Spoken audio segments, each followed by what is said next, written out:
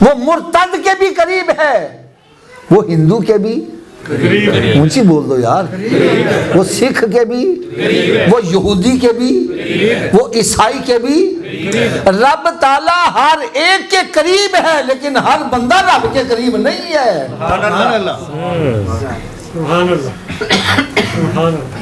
حضرت جی یہ بات نوٹ کرنے والی ہے، رب تعالیٰ سب کے قریب ہے، لیکن ہر بندہ رب کے قریب نہیں ہے۔ آپ کہیں گے حافظ صاحب یہ عجیب آپ نے منطق بنا دی، اللہ ہمارے قریب ہے، ہم اللہ کے قریب نہیں ہیں۔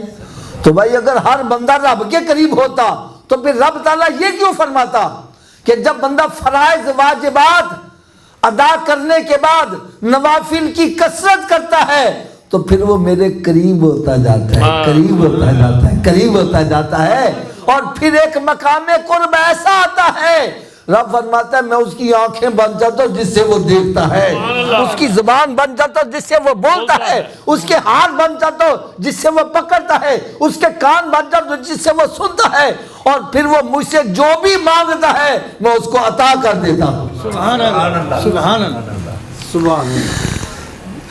تو بھائی ہم اللہ کے ولیوں کے پاس اس لیے جاتے ہیں، ہم دعا کریں قبول ہو یا نہ ہو، اللہ کے ولی کا ہاتھ اٹھ جائے تو بیڑا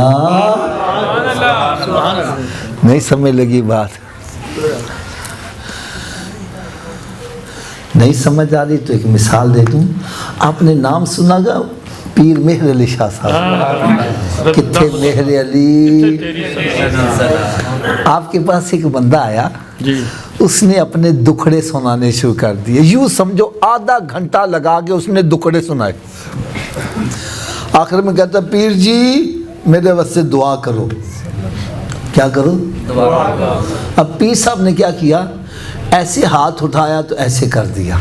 اچھا ہاتھ اٹھے تو صحیح ہے۔ مرید کہنے کہ حضرت جی انہیں بیچارے نے آدھا گھنٹہ لگایا دکھڑے سنان چ، تسی اینی دیر چ رب کو کی منگیا جے؟ تو پیر مہر علی شاہ صاحب فرمانے لگے رب یہ نہیں دیکھتا مانگ کیا رہا ہے، رب دیکھتا ہے ہاتھ کس کا اٹھ گیا ہے۔ سبحان اللہ، سبحان اللہ۔ نگاہ ولی میں وہ تاثیر دیکھی، بدلتی کروڑوں کی تقدیر دیکھی۔ سبحان اللہ۔